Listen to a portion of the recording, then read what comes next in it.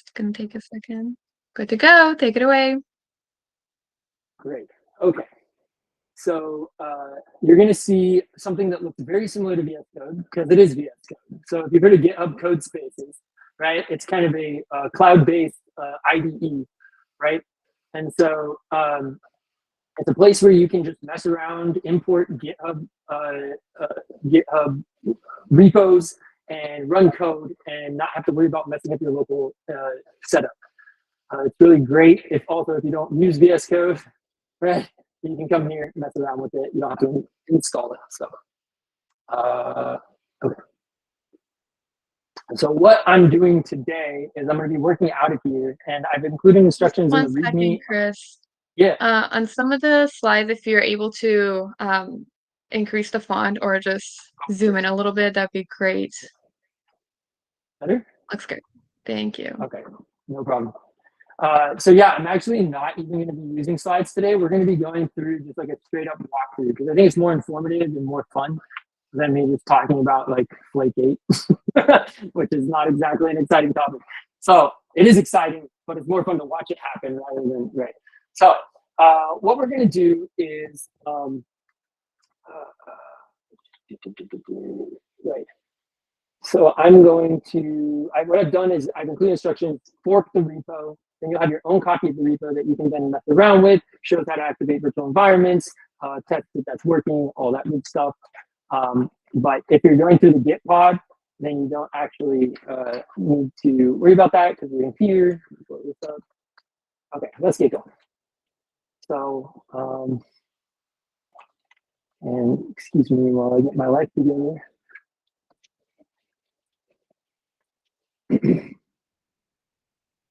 Okay, I'll follow my little steps here. Okay, so what we have is a repo that has several files in it, and we start off, we have a simple fast API application, and all this fast API application is doing is it has an extension, right? And it's that you can hit, and it will just return a message called "Hello World." Okay, and for those that are not familiar with like APIs and stuff, we're going to run it, and I'll show you like what that exactly means, right? So this is just a web application that I'm going to use. Where'd you go, terminal? Let's see. Gosh. Sure, that works. Okay, so we're gonna paste our. Oh wow, there we go. Oh, I see what she's saying. Okay, so we're gonna paste that, and notice that it starts serving the application, which is great. I'm gonna make this public at my own peril. And we're going to, I'm going to give you the URL to this guy. Where are you? I'm looking for the link. Oh, right. It's in here. This is not that important, but I don't know which this is. Yeah, so it's that little Dom punch. I need that there. Okay, I can't remember how to get the. I'll think of it. If I think of it, I'll give you the public port. But for now, I'm just going to show you in the interest of time. One more thing. Sherry is asking if you could increase the font size of your tabs so that you're able to see. Of my tabs. Okay. It says Control++, maybe. Yeah. Is this better? We're getting. Let me know, Sherry, if that's better. It's like, yeah. That's definitely bigger. Thank you. Okay, cool. Yeah. No problem. Of course, I totally get that. So what I did was I clicked on my link, right? And of course, you have the steps so you can do this. I wanted to make it public. I think if I use this link, try this. I've made it public. Someone give this a try and see if you see Hello World. Hopefully that works. If it doesn't, try port 8,000, but I'm pretty sure that should work. :8,000 should get you there. Oh, there we go. Yeah, I see everybody coming in. So people are clicking. Hopefully you can see that. So this is a great way to like publicly make like a web application and share it with like people, right? So if I shut this off, first of all, it's on the web, so it's not on my computer, so it's not really a security risk too much, right? I'm sure some professional hacker can probably figure it out, but it's a great way to share functionality of your application. Cool. So I'm gonna shut that down, and everyone's gonna be sad because they're not gonna be able to look at Hello World anymore. But don't worry, it'll be back. Sorry, one more thing, Chris. Yeah. Also, your speaker is a little bit glitchy. Oh no. Just to Okay. let you know. Hold on. Let me take off my headphones. Can you hear me? Yes, much better. Nice. Okay. Okay. So that's all to say. Cool. We have a working web application, right? Well, what good is that to us? Well, what we want to do is we want to start setting up some what are called pre-commit hooks. And what are pre-commit hooks? Well, they're part of Git hooks, and Git hooks are, as you see in the Notion tab section, they're custom scripts.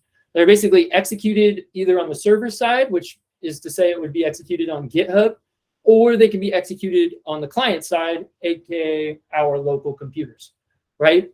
So in this case, we're going to set up pre-commits on our local computers. So before, like every time we commit something, before it actually gets pushed, or sorry, before it actually gets committed, we get some cool checks, right? That will allow us to see whether our code is up to standard, right? Like up to what we think it should be. And we can define those through these scripts. Now there's a bunch of them available, and you can find those. I've left links in the pre-commit hook. You can go look at those.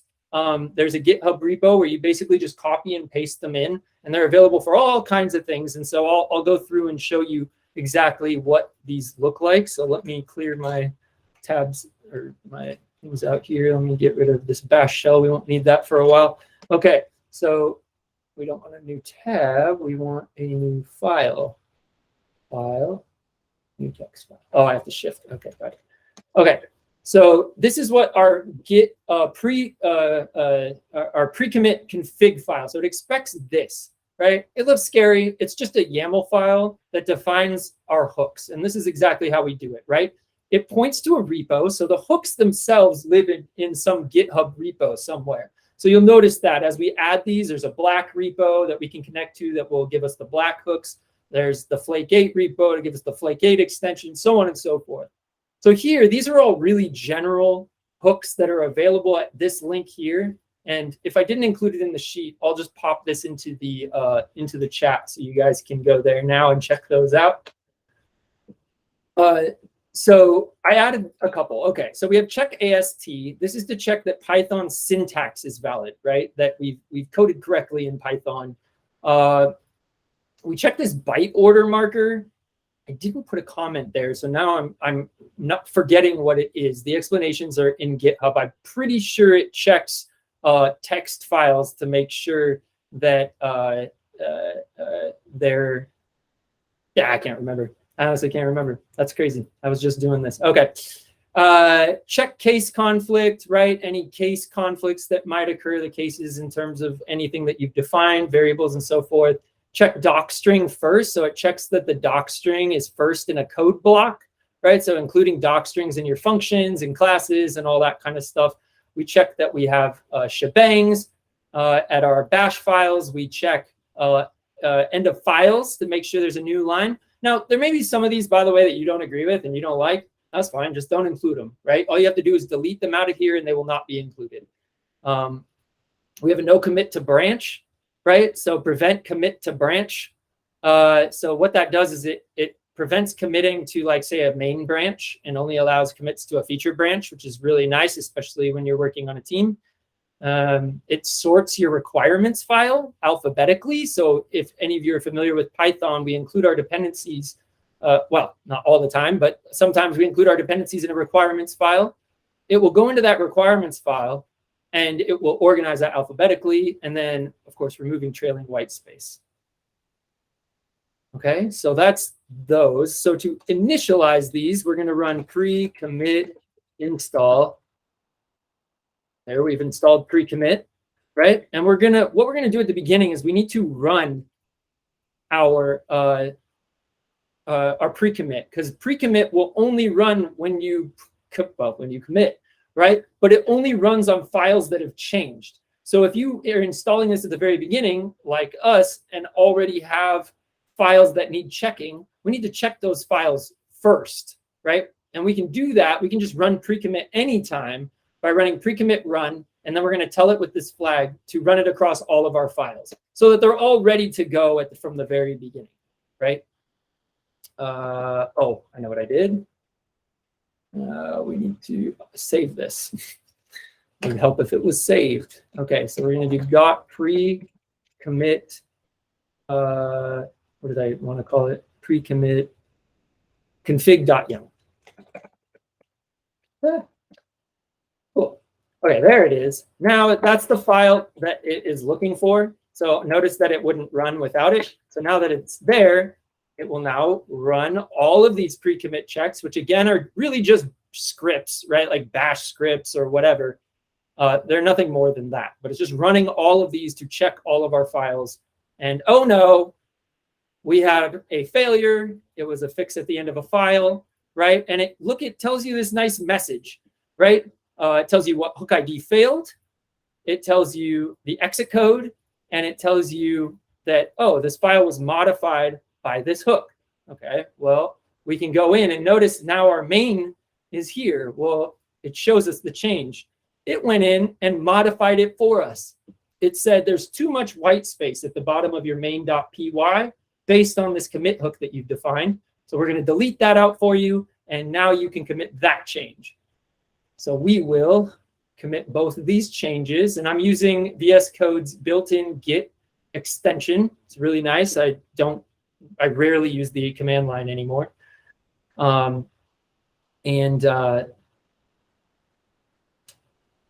Okay, great.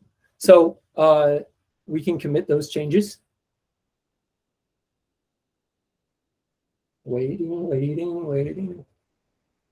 And by the way, the reason this is taking a while is not because VS Code's extension sucks. It's because it's actually running our pre-commit hooks right now again, right? Because these run every commit. So we're running them again. It will run every time that you commit. Okay, while that's running, we'll move on to our next hook that we want to run, and that is called black. What happened here? Empty commit. Oh, I didn't put a commit message. That helps.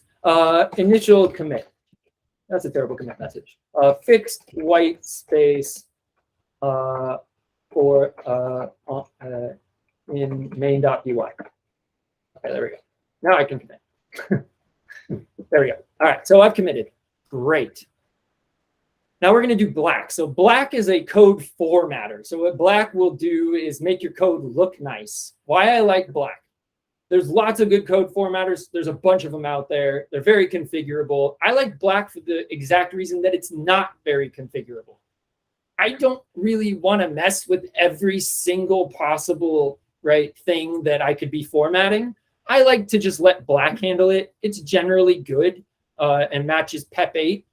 Which is the standard by which most Python developers go by.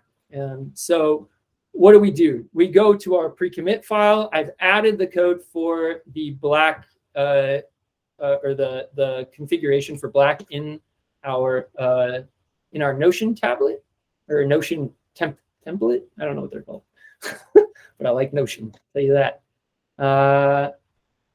There we go. Okay, so we line that up in our YAML file, and notice same format, right? Repo.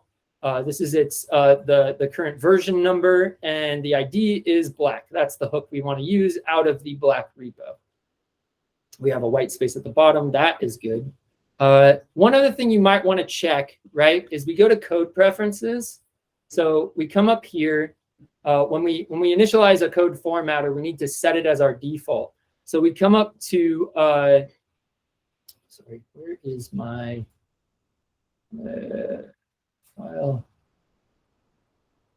Preferences, settings. Okay, I said code. It used to be at the top. I'm not sure where that is. Okay, anyway, and we'll type in Python formatting, right? And we want to make sure that our formatter, right, our Python formatter provider is set to black. Here it was already because I already did it earlier, but nevertheless, make sure that that's selected under your preferences and your Python formatting provider. We're good there. And then, oh, right. And if you want, and really, I really like this, I go to preferences. Sorry, I should have stayed there. And we'll go to format on save. Make sure this box is checked. Every time you save, black will format all your files for you just to save some time. Of course, the pre-commit check happens too, just to make sure that that's functioning correctly. But I really like it on save. Some people don't like that because it like messes up their formatting every time they save and they'd rather deal with it later. But if you like that, go ahead and check that box. Okay, so we're going to test it, right? So how do we test it? Well, we can make a little JSON file that's malformatted. So we'll do a new, oh gosh, my commands do not work in here. I'm going to go file, new, let's do file, new text file. I'm going to paste some JSON code. We'll save it as fruits, if I can spell it, .json, right? So we save that file, and notice what happened. As soon as I saved it, it formatted it into this nice, it knows it's JSON. It put it into a nice formatted looking JSON, just like this. We don't have to do anything. And you saw how terrible it was before. I can repaste that for you. So we'll look at that. Awful, right? After, great. Okay, so our JSON objects get formatted. We know black is working on save. Okay, and we'll go ahead and we have some changes. We made our change to our commit YAML. We have this JSON object. We don't need to save that, but maybe we want it, so we will. Added black format. Cool. Commit. Oh, right. Probably want to add those changes first, then commit. It's running our pre-commit checks to make sure that they're valid. Initializing environment for, oh, cool. We got an error. What happened?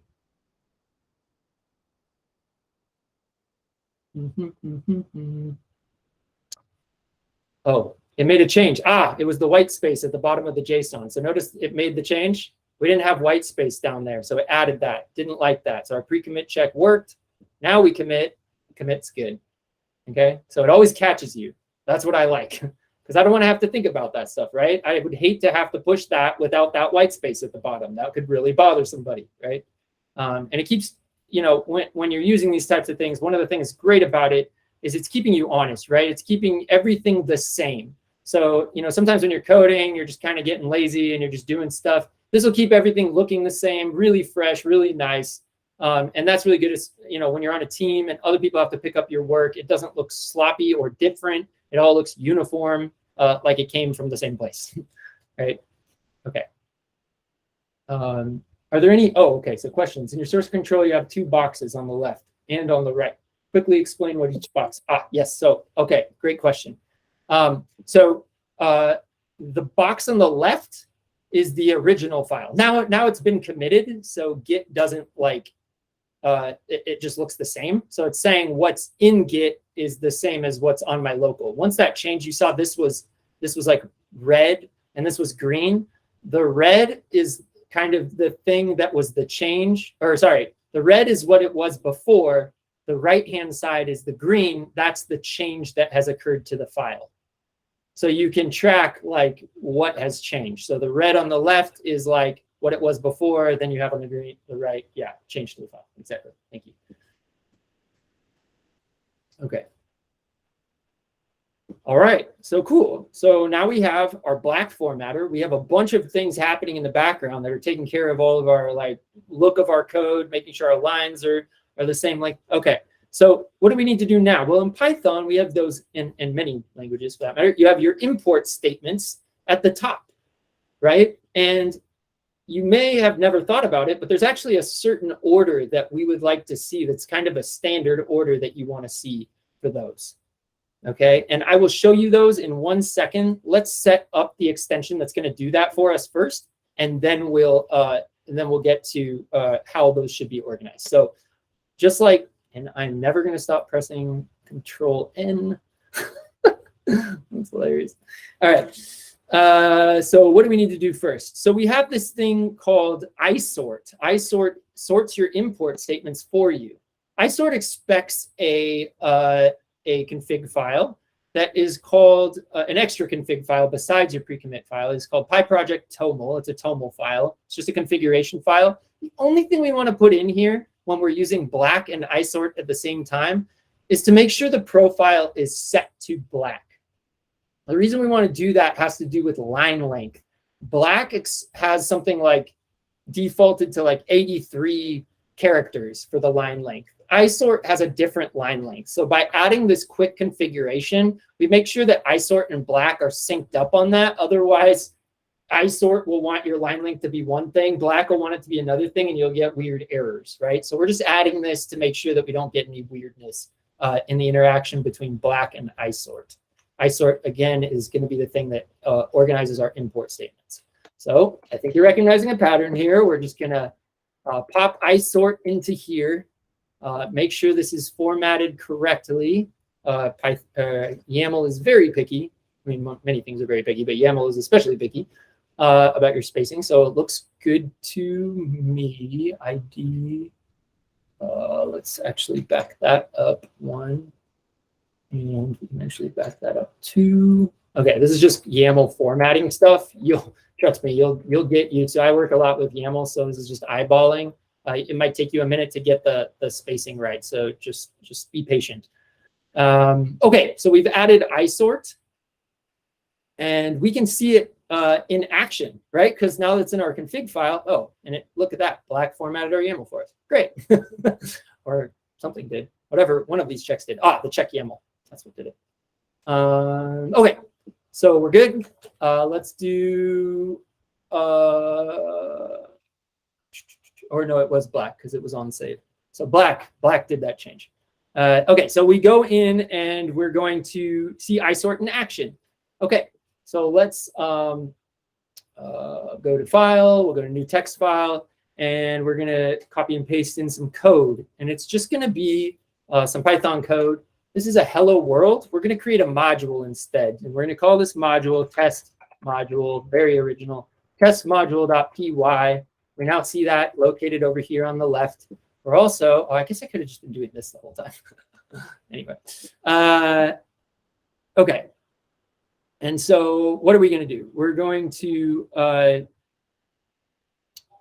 put some imports in our main.py. So right now our main.py is directly returning, right, hello world. Okay, so we'll make the change next. So we're going to add some import statements. We're still returning hello world directly. We're going to change that actually in a minute. But notice our import statements. I want you to notice the order of our import statements at the top. We first have fast API. We then have a custom module that we have created called test module.py, and we're importing our hello world function from that. And we also have a logging module, which is a built-in function in Python. Okay. Okay, so we're going to leave that open. We're going to come over here. Oh, save our changes. That should pop up over here. Oh, shoot. Sorry. Put it in the wrong place. Okay, I meant to put this in main.py. My bad. Okay, so now we should see the change over here. Perfect. Okay, so now we have these 3 changes. Notice the green, right? Those are our changes. Okay, so we see the green over here. No, everything was added. There was nothing deleted. So sorry, I should have been clear. The red is when something is taken away. The green is when something is added. So over here, it shows where the thing was added, and you see it's added here. Okay, sorry for the confusion there.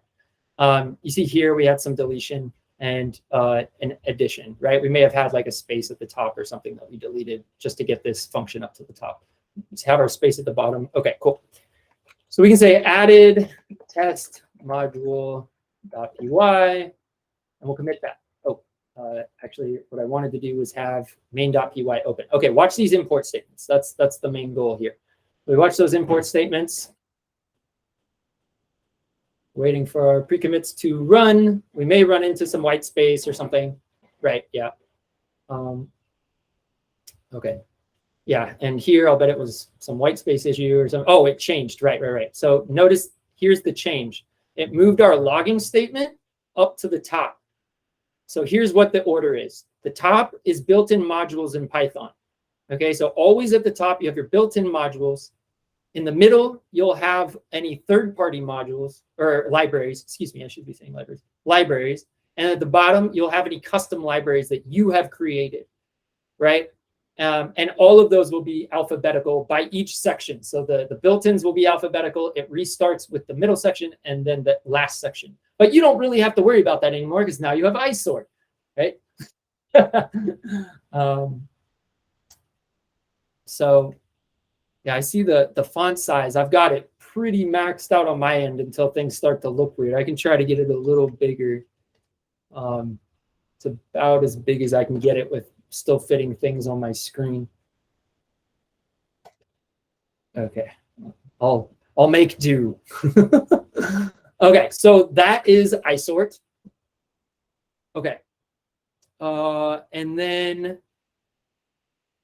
we've sorted our import statements. The last thing we're going to do is something called flake 8.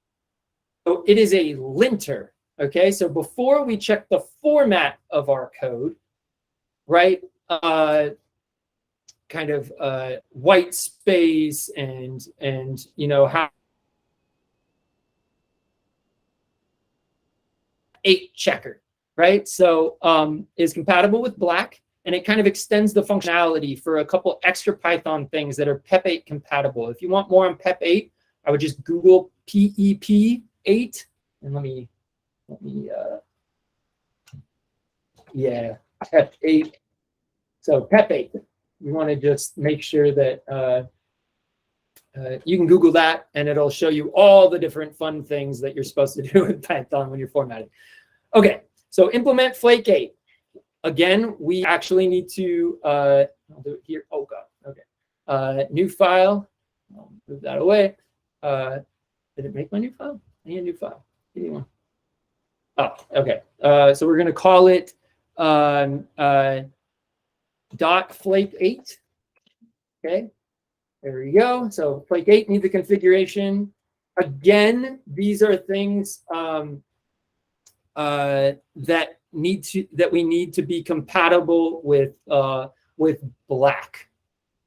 Okay, so this max line length, and then this E203 is nothing complex. You can read more about it. I forget exactly what it is. It's included in the link in the compatibility with black and the Notion template. So you can just click there and find what that is. Let me see if I can spot it really quick so I can just tell you guys. Oops. Flake 8. So extend ignore. It is flake 8 will raise a white space before colon warning since this warning is not PEP8 compliant. Okay, so it's just it's saying there's this thing that flake 8 decided that it should be there should be space before a colon or surrounding a colon, and technically that's not okay. So I lied. Technically, not everything is PEP8 compliant. So this is one of those things where it's not PEP8 compliant to have spacing around a colon in your code. So we say ignore that. We say ignore E203. It's in the documentation in black. If you click on that link, you'll see I've linked to that. It's not really anything to worry about. It's just like, make sure this is in here. If you want to understand it, great. If not, don't worry about it. Just put it in there so you don't get weird errors. Okay, so then we have add flake 8 section. So we'll add our, again, a pattern, right? We go into our pre-commit YAML, and holy moly. Okay, there we go. All right, we're going to add it here. It'll format our YAML. Let's get that, make sure that's good. There we go. Okay, everything's lined up. We love it. It fixed our spacing for us. We also love that. Okay, so I've included 6.0. Make sure that you're using 6.0. If I remember right, the latest version, this was actually the latest version. It was released like a month ago, and there was a problem with its compatibility along with isort. So 6.0 there, 5.12 on isort. really important. Oh no, sorry, it was the isort. Isort 5.12. I think the last one was 5.11.3 or something. There's a breaking change in there. So just make sure all these version numbers are actually correct. If you're in the documentation has not been updated to reflect the latest version numbers, so you'll get errors. So follow my Notion template because it's better than the documentation. Just so you know. Okay, so what are we going to do? Well, we need to, again, run our pre-commit on all our files because we added Flake 8, right? Before I added some new import statements, so that was so we could run the pre-commits and look at the imports changing. But now we've installed Flake 8, but we have nothing to commit except our Flake 8 docs, right? And we still want to lint all the rest of our stuff or format all the rest of our stuff. So we're going to run the pre-commit run all files again, just to be sure that we get coverage on every single file utilizing Flake 8, which we just added to our pre-commits. I know that's a bit confusing. I know this can be a bit confusing, but essentially we need to run it because it's not going to automatically run. Ah, look at this. So Flake 8 has now caught an error for us, right? What is the error? Well, it tells us in our main.py on line 1, right? We see logging has been imported but not used. On main.py, line 5, test module hello world is imported but not used. Well, darn, we missed that. It's on purpose, but anyway, just play along. Okay, so here we go. We're gonna fix these errors, right? And what's great, you can just in VS Code, well, any really IDE, but you can click here and it takes you right to where the problem is. Great, boom, it's up here. We're not utilizing this at all in our function yet. And we're not using logging at all down here. So we're gonna edit this file. And we've still got our imports, we still do all the stuff. But now notice, instead of returning hello world the string, we're utilizing our function, which if you remember, is in our test module. Really, it just returns hello world. But now we're utilizing a function, right, to do it, which is modular and awesome. And call it here, tie it to a variable, and we'll return the variable in the response versus the actual string in the response. It gives you the same thing. I'm doing this for effect, okay? And then we do a logging.info, very informative. I am a logging statement. Okay, awesome. So now we should be able to, first of all, see those changes, right? So we'll add those changes. We'll look. We have our Flake 8 file we created. Sorry, I blew this up, so it's a little harder to see now, but hopefully, here, maybe we can do this. I'd rather people be able to see what's going on than not. So anyway, the red, right, has been moved. The black was moved. The is now down here at the bottom. We've added some stuff. Great. That's awesome, right? So we moved black, and then we have this isort that was added and Flake 8 that was added. Wonderful. What else? Our test module. Oh, we're not in there anymore. There we go. Our test module has a function that's been added. Our main has our import statements that have been changed. And we have these nice message, this logging message at the bottom, and we're now utilizing our function. So that fixed the problem, or should have fixed the problem that Flake 8 was telling us, right? So I don't know. Oh, I must have forgot to push commit. Bad, bad, bad. I should have committed before. That's okay. We'll do it next time. So we utilizing test module in main. Okay, cool. So we'll run that commit. So now it lets us commit, which means we passed the Flake 8 test, which means we're geniuses. That's awesome. Okay. So get rid of that. Let's get rid of all this stuff. Our tabs are getting quite messy. Yeah, one second. Oh, wait, hold on. Oh, I did not save this. Woo. Okay, got ahead of myself. I never actually saved this. You probably want to do that. Pi project dot. Lucky we didn't get a crazy error for not saving that. Pi project dot toml. Sorry, this is from earlier when we configured isort. The steps are actually in order in the document. I'm just failing to follow my own steps. So add Okay. Yeah, excellent. Hit that real quick. Okay, great. So we have all of these Git hooks set up, right? That's amazing. So now everything is very, very automated for us. Now, what we really want, another thing we want to do, right, is test to make sure our app still works, right? Okay, so let's do that. So we'll copy. We're actually going to make a new script here because typing that command to run our application all the time is annoying. We don't like it. So we're going to make a new called a bash script. We're going to call it runapp.sh, and we'll paste the code that we use to run our app, right? So that we never have to do it again. Awesome. So yes, and so we'll make the script executable. So we add executable privileges to our script. Done. And well, we should probably save our script, right? So we've created this cool new script that will run our app for us. So we'll say created run app .sh. Sure. Not very descriptive, but that's okay. Oh my gosh, we failed. What happened? All right, we're gonna open up. Oh, that's not very helpful. Hold on, let me close some stuff. Where are you? Hold on, my things are so large. I need to like. There we go. Okay, cool. Honestly, if you make it a little smaller, I feel like it's oh, better. we'll be okay. All right, all right. I think this is good. Yeah. Perfect. I don't want people to like not see the action, you know. So, okay. All right. Okay, so I made it executable, but it failed. And why did it fail? It failed, one, because we didn't have white space at the bottom, so that's dumb. All right, so let's add, and we will commit. All right.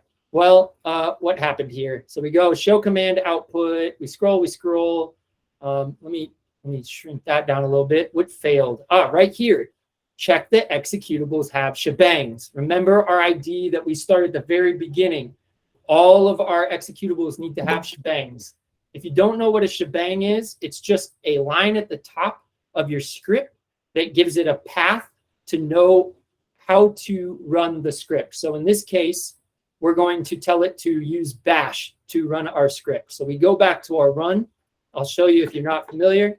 We go shebang, and they say shebang because it's a hash and a bang, shebang. Okay, that's corny. Computer scientists are that way. So I think they're funny. All right, bin and we'll say bash, right? So this is a shebang. There's variations on this. I use this for various reasons. I won't get into bash scripts. Maybe that's another talk we can have. But for now, just trust me that this is a good way to do it. So we have those changes, right? So we can look. Here's the change that's been added, right? So we want to commit that. Boom, fixed. So they're working as intended. Does our script run? Moment of truth. Oop, should probably call what it's called. All right. So now you all should be able to hit that if you want. See, people already are. And you should see the message, hello world. I can drop, or let's find the people who just arrived might not have the history. Can we repaste the link to that for people to be able to access the web application? There it is. Someone's probably got it faster than me. Okay. Paste. Okay, so you can click that link and see my little Hello World app if you want. And notice the traffic at the bottom coming in. These are all your IPs hitting my awesome Hello World API. And that is the end. I will read you my conclusion. In conclusion, we have Precommit Hooks configured. Right? It takes care of linting. It takes care of formatting. It's also, yes, that's exactly what you should see, Sherry.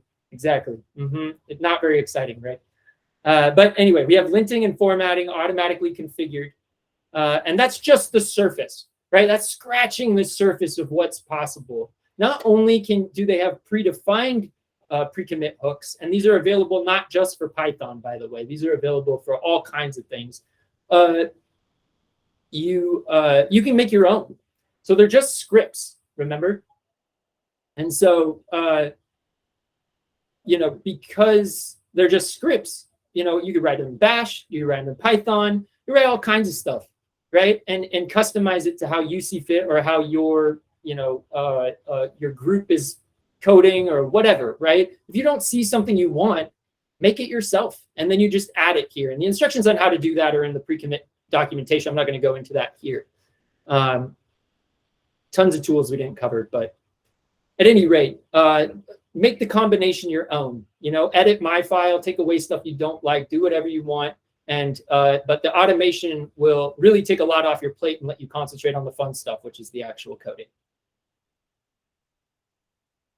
That's it. Great, thank you. And then also we have some questions in the chat. Could you go over what a Git hook is? Yes. Yeah. So a Git hook in general is just a script that runs at some point in your Git workflow. So Git being a version control, right? Pretty much the standard. And it'll work with, it could be, you could be pushing to GitHub or Bitbucket or any Git provider, right? But the main idea is that there are these scripts that run whenever an action takes place in Git. So in this case, we set up hook. A hook is nothing but a script. So they say a hook, just think script, right? Bash script or Python or whatever, some script that executes when an action takes place. And in this case, it's specific to Git. Got it. And then Sherry is also asking, how do you tell if the syntax is a Git hook? How do I tell if the syntax is a Git hook? As in, if you're making your own, or Sherry, can you elaborate on your question? Yes, let us know, Sherry. And then Jacob has a question. Through this information is applicable to anything, it seems like we just went through a whole setup of different IDE. Could you restate why this is similarly valuable compared to something like VS Code and extensions like that they offer for code formatting using Bash in VS Code ? Sorry, it's a longer question. I'm not sure if you're seeing the chat. Right. No, I will just say that this is VS Code that we were working in. It's just in a cloud environment. So this is the same setup you would use on your local. And so you're asking, why can't you just use extensions for your IDE? And the answer is, you can, right? Like it depends on your setup. This is just a way of doing things, not the way of doing things. I will say, when you're by yourself, extensions are great. Right? That's perfect. But when you're working in a group, you need to make sure everybody has the same extensions as you, has the exact same configurations as you, right? All of that stuff. And so if you're all working, say someone's working in PyCharm, like I've worked in environments where some people like PyCharm, some people like VS Code, some people like Vim, like everybody wants to work in their own environment in their own way. This is based around Git, not any specific IDE. So everybody can have their own workflow in terms of their coding environment, but we still get proper formatting. We still get proper syntax across their Python files, no matter where they are working, right? So VS Code extensions are great as long as everybody's working in VS Code and everyone has the same extensions. This ensures that every single time people, these run, right? Every time they're pushing code to a repository. So hopefully that answers your question. When you're alone, sure, but as your team grows, it can be really difficult to keep it consistent across people's environments. And this is a way to do that. Got it. Thank you. And then Sherry elaborated on her question a little bit more. So Cool. What syntax tells you that you have a Git hook? What does a Git hook look like? Ah, okay. Yeah. Okay, great. That's a great question. So we'll go to, I can show you, if we go to, I have it in here somewhere. Let me find the link. Precommit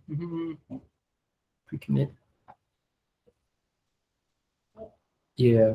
I'm trying to get to the GitHub repo here. Ah, okay, cool. Found it. Whoops, not that way, this way. I'm gonna pull it up and I should have shown you, that's a great point. That would have been great to see. Okay, so we'll look at pre-commit and let's see, logging handler, main, parse shebang. So here's one, parse shebang. So this one is specifically written in Python. I believe, yeah, right? Yeah, in Python. And this is what it looks like. It looks like Python code in this case, right? And what it's doing, I mean, there's a lot here, but really you can tell because they have good naming conventions, which everybody should have. Find the executable. So what does this function do? It goes and looks for an executable. Oh, sorry, this is probably small. Bam, bam, bam. Looks for an executable. Yeah, I got you, Sherry.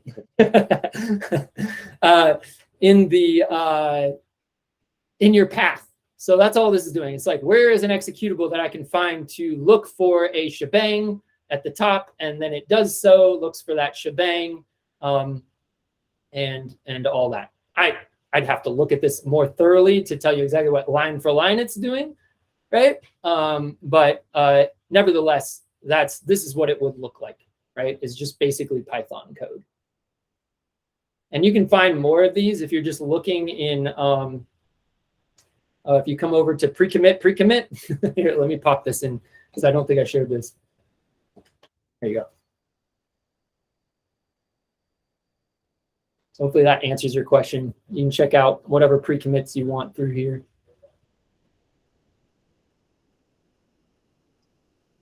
Got it. And Shannon is asking, is it similar to a macro in Excel where you use a couple of keys to make a whole function happen with ordered steps? Yeah. Yeah, I would say you could compare it to that. You know, if you want to be really general, this is basically just yeah, a macro, I guess. You can call any script really, right? Like kind of a macro style, but yeah, macro is like, you know, doing some automation, right, in an Excel spreadsheet.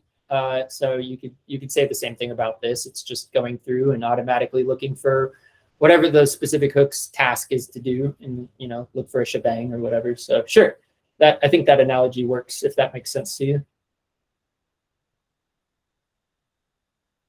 And then we have another question from Jacob. Let's pretend you're an entry-level developer and looking for a job. What 3 to 4 things would you focus on? Where would you network? Does LEAF code matter?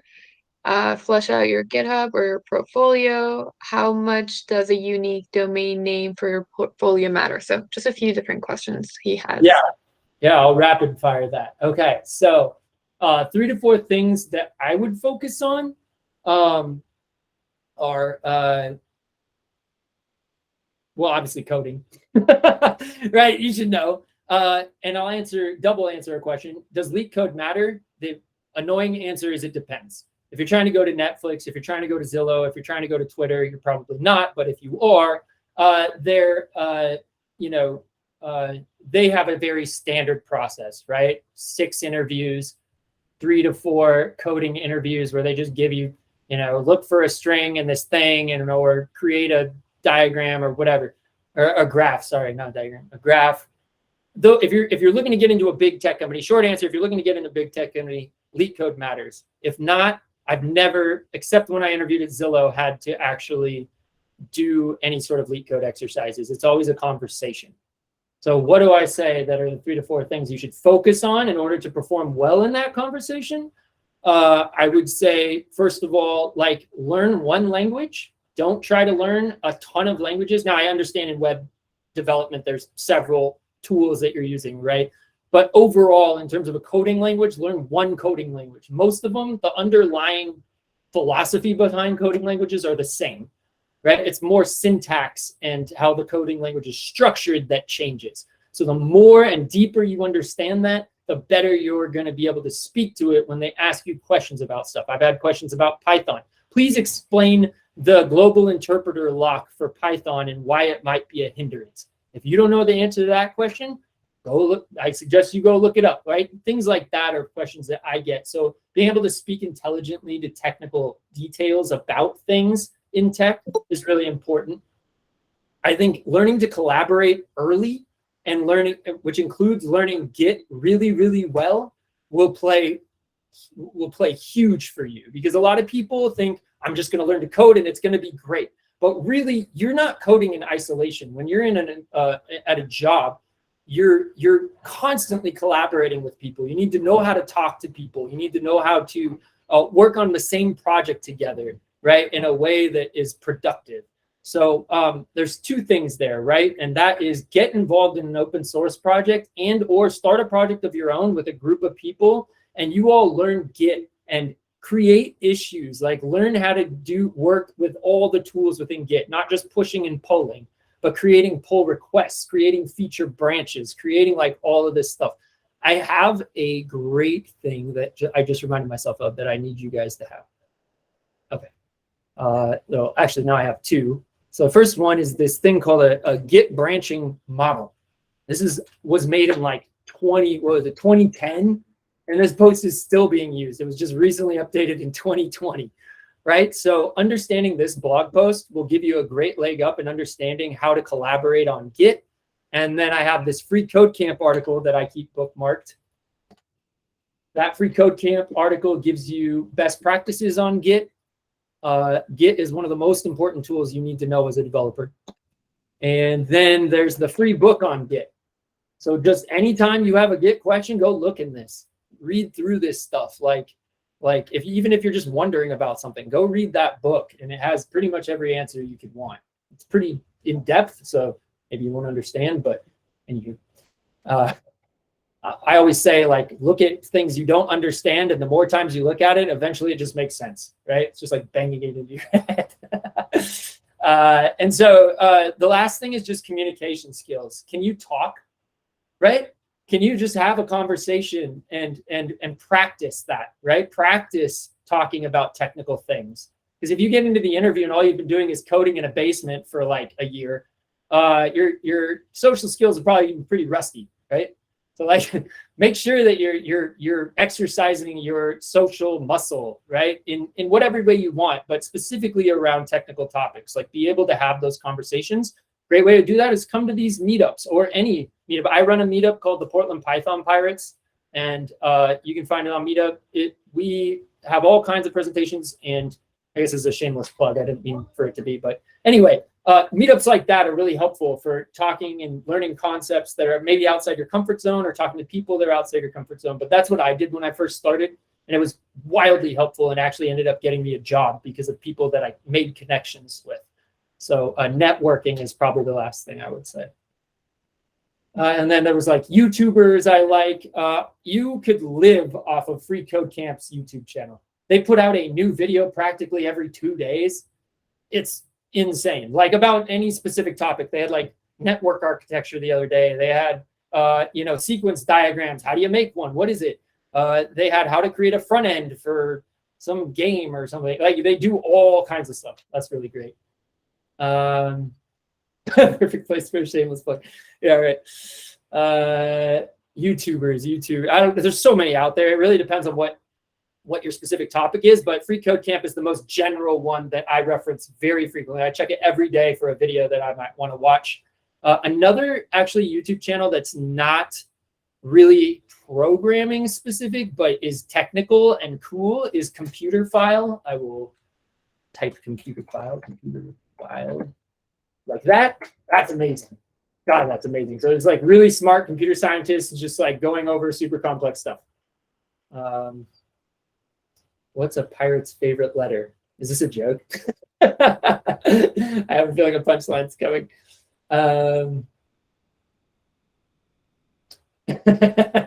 Stop that.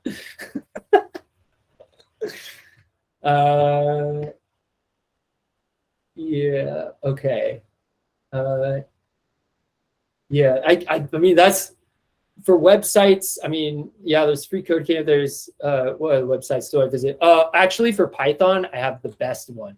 Here, let's go to my secret stash. Welcome to my bookmarks, my secret stash of bookmarks. All right, so there's Coding Bat. It's just a really simple website for practice. Python. This is the one. Full Stack Python has every Python thing you could ever want to learn, like everything, from DevOps, containers. You could do networking, testing, environment configuration, all of it here. Serving, all of it. It's great. I reference this quite frequently. I'd say that's probably it, including the kitchen sink. Correct.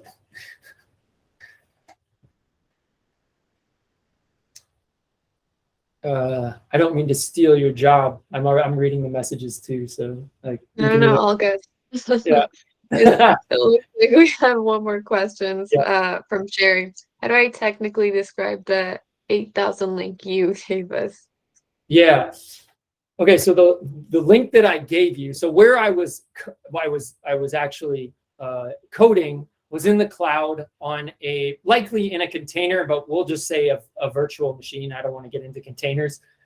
So it was likely a VM, right? Yeah, exactly. So a VM where they're running an instance of VS Code, right? And so what I did was it asked me, hey, do you want to make the link to your web application public? If I didn't say yes, then it would only be local to that virtual machine, which is just a pretend computer, right? So it's a virtualized version of a computer running somewhere in some data center, right? And so when I say no, then it'll just continue to run locally. You won't have access to it. But because I said yes, it opened up what's called a port, which you can think of as like think of a plug, right? So you have a socket plug. You can plug stuff in. If there's no socket, you can't plug anything in. So you guys have the plug. I opened up the socket, and you were able to plug in and see my application. As soon as I shut down my application, that goes away. You're not able to see it anymore. So basically, all I did was create a link. It automatically created a link to my web application that I was running on a VM out in the cloud, right? That you were able to access because I said you could. So I made it what's called public, right? And so the link was the address of the VM, and the port 8,000 was the plug on my VM that I allowed you to plug into. So you can open, there's tons of ports, like 10,000 ports, and you can open ports as needed for various reasons. But I opened 8,000 to the public so you guys could see my application. Hopefully that makes sense. Got it. Thank you. Let's see. Can I please request you to share some good resources for DAC data structure and algorithms, mainly with Python or maybe Java and C++?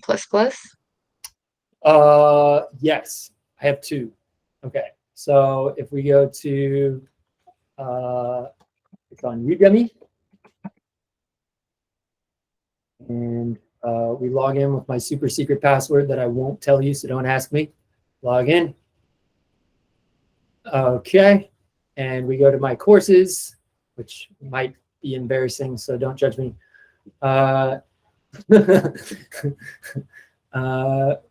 Pay no attention to the absurd amount of hacking courses I have. I'm a good person. I'm gonna find it. I have so many. There's the crypto stuff. Give me 1 second. I'm gonna get it to you. Learn Pro Python. A lot of these, by the way, I get for free. If you go on LinkedIn, a lot of times people are just posting crazy amounts of links that you can take courses for free. So keep an eye out for those. I don't have anybody specific that you. No, that's ethical hacking. Shoot. Oh, here it is. Yeah. All right. So this is Master the Coding Interview. Okay, so I'll give you the actual link to the coding interview.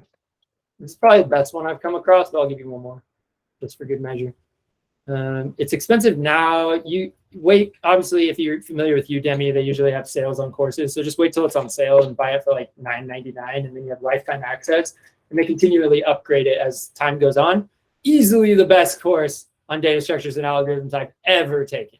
Really good stuff. And honestly, ZTM, Zero to Mastery, is probably the best online courses, best bang for your buck, in my opinion. They also have a portal. You can become a member or whatever, but I usually just pick and choose my Udemy courses. They have more on their website or whatever.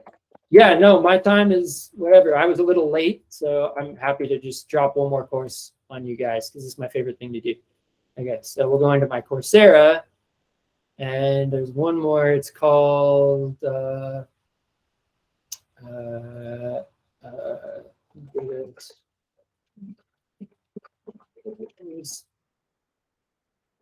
is it? That one. This one is way more intense.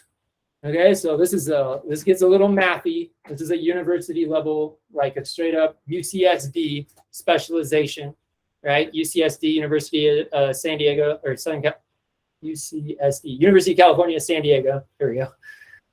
But you can use whatever language you want here. I will say that Zero to Mastery utilizes JavaScript, but I did it all in Python. I kind of liked it because they did everything in JavaScript, and then I would like try to do it in Python. And I thought that was really valuable anyway. But this is a 6-course specialization that will take you an absurd amount of time, but you will be absolutely a master of data structures and algorithms if you make it through. So those are probably my 2 favorites for courses. Got it. Thank you. Yeah. And then one last question. Jacob has a question. So how much has AI affected your coding workflow? Have you been researching and implementing DaVinci 3 from OpenAI into your workflow? Do you find it useful? I was surprised we didn't get a question about like chat GPT or something up until this point. That was, I'm not gonna lie, okay. I did see the chat GPT at the very top of one of your yeah, Sherry, no, you don't have to grade other people's work on Coursera. They ask you to give feedback, but you don't have to grade anybody's stuff. It's just like helpful to see other people's stuff. But chat GPT, I use it every single day. Every single day, like for everything, like so much stuff. Like I don't even know, not just for coding, although I will say that Google GitHub Copilot is great. There's a VS Code extension called Code GPT, which it will document your code for you. You can ask it questions about, hey, what does this code do? And then it tells you, so you don't have to actually leave and your IDE, which is, I rarely like to do that, so I try to stay in there as much as possible. So that's a really great extension.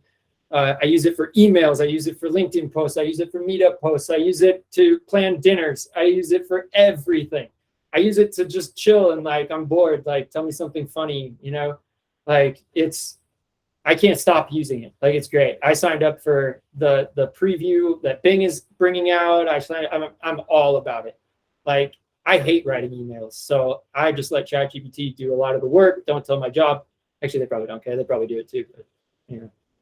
But yeah, marketing.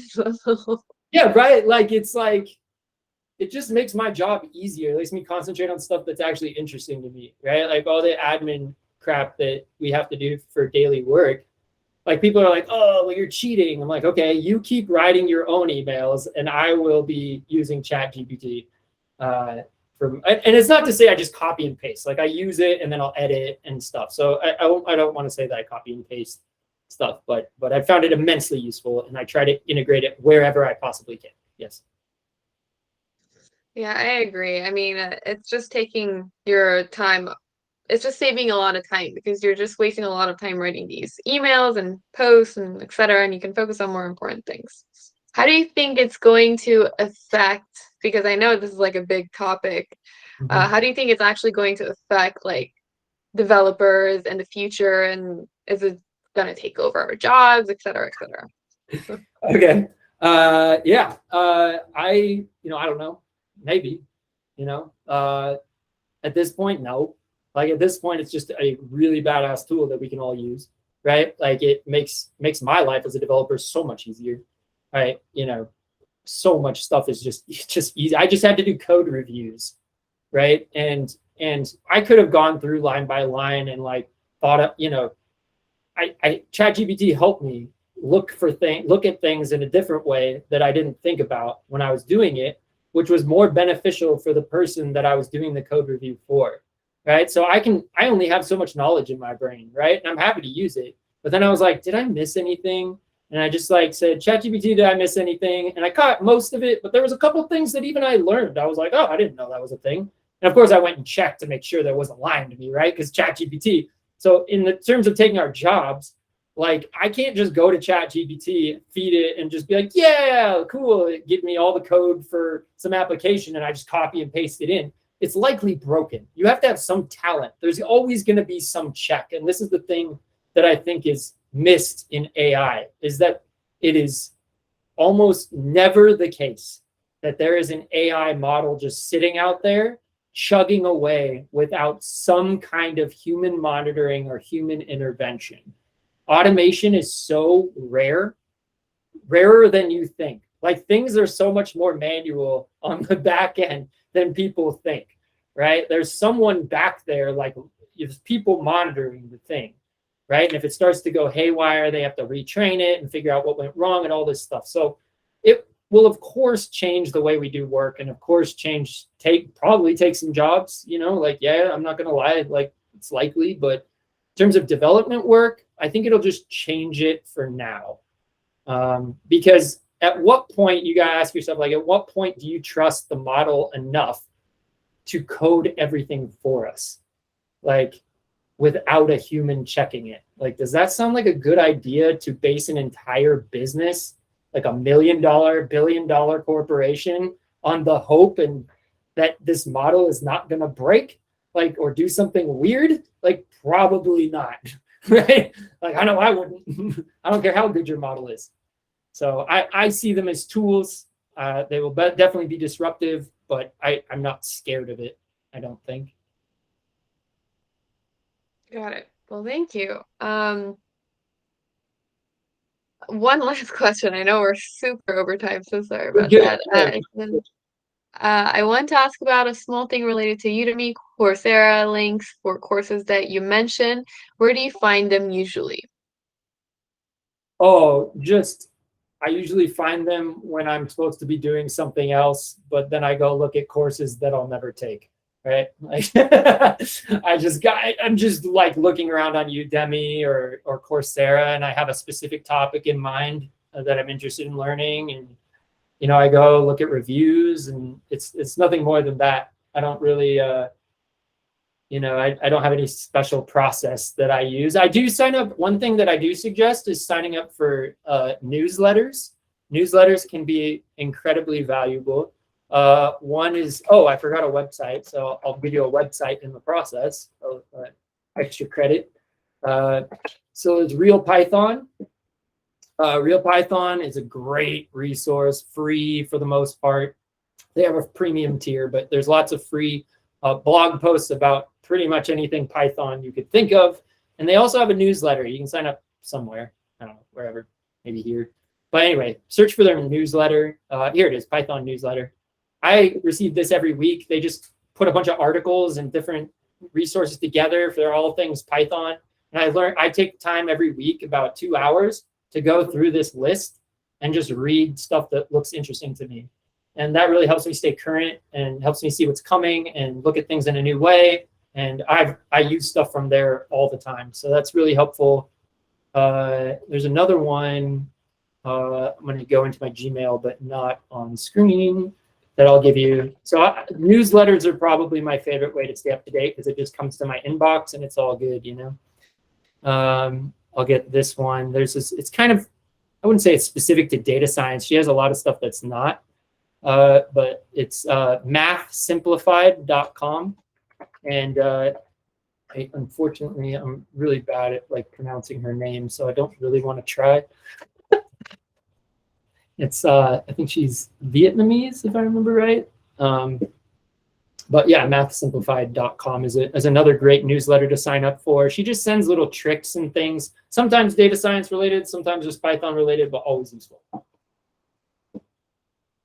Got it. Thank you. And then any favorite IDEs that you use?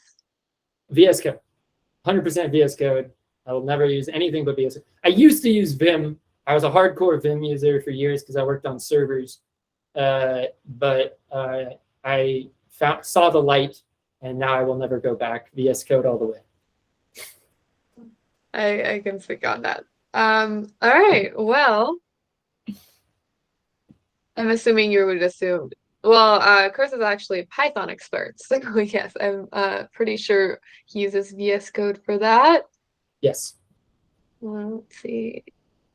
All right. Well, I also put Chris's LinkedIn in the chat, so if any questions comes up, please feel free to reach out to him. And Chris, if you want to share your Python pirate group, and feel free to do so. Yeah. And just to let everyone know, next week we will have another tech talk. I actually have a recruiter coming in and talking about how to basically land a job within this market currently. Here's a link for that if you'd like to RSVP. And as you know, we are recording this talk and we're going to post it later to our YouTube channel. And here is a link for our YouTube.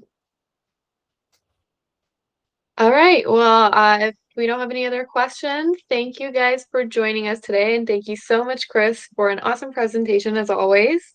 Totally. And I hope everyone has a happy Friday and a great weekend. Have a great weekend. Stay safe, everybody. Thank you, Chris. Bye. Bye. Bye, everyone.